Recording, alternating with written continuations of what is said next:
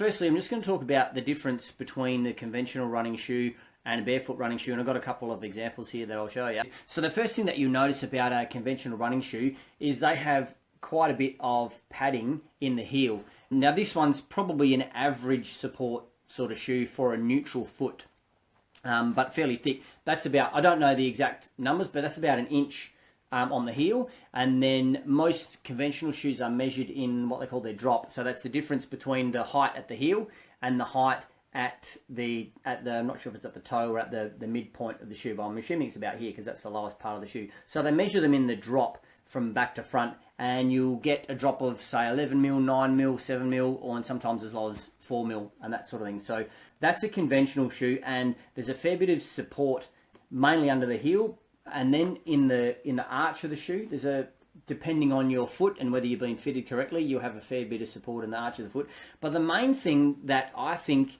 our feet have evolved with using conventional shoes that can cause issues is this toe kick. Now, it's obviously there for a reason. I'm not sure why shoe manufacturers, through their design and research, have decided to add a toe kick, but I think, in my personal opinion, that's the source of a lot of problems with running in a conventional shoe. However, we have evolved to be able to use these, and I'm going to talk more about that in a sec. So that's a conventional shoe, fair bit of support and a drop, so they're not a flat shoe. They're sort of, they put your foot in that direction. So this is what they call a barefoot shoe. So the main difference between the conventional shoe and a barefoot shoe, this has zero drop. So the height at the heel is the same as the height at the midpoint. And although the shoe is sort of naturally kicking up, there is no manufactured toe kick. It's actually designed to be pretty much flat. So the other thing is there's no support in it.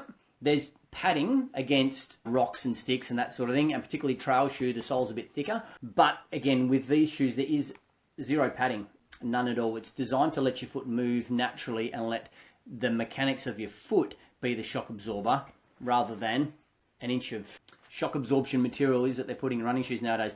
And then the beauty of these things is you can actually roll the shoe right up into a ball. So that just gives you an idea of the flexibility of that shoe. So that's the main difference between the shoes. Then moving a little bit more into the biomechanics of your foot and how they change your foot.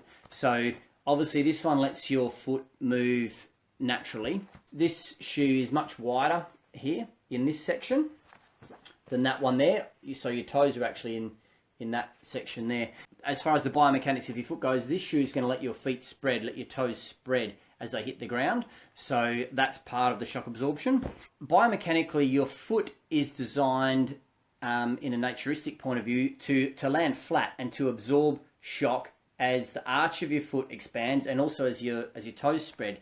Now, when you wear a conventional running shoe, depending on your technique, if you have more distance or thickness underneath the heel of your foot than you do under the toe, when your foot hits the ground, the heel is going to land first because there's effectively more padding or something beneath your foot in that point. So the heel's hitting the ground first rather than the foot landing flat. So that's the first thing that can change, again depending on technique, but these tend to allow you to run with poor technique, and that's the way that we've evolved. So that's the first thing. The second thing that I mentioned before is the padding in the arch of the foot.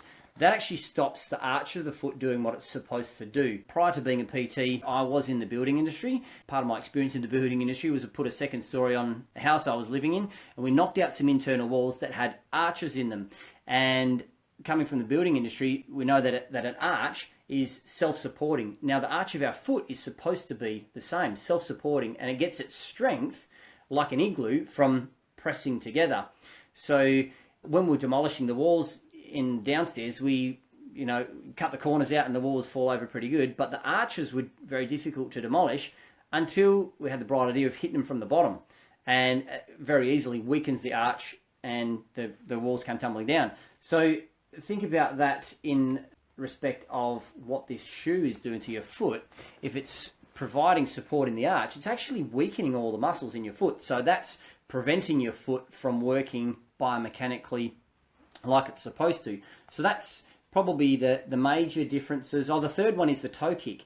So your plantar fascia, oops, belt the phone around. Your plantar fascia is a tendinous sheath that pretty much goes from your toes up your heel and all the way over to your head, actually. But plantar meaning foot, so it's the fascia that connects everything together on the bottom of your foot.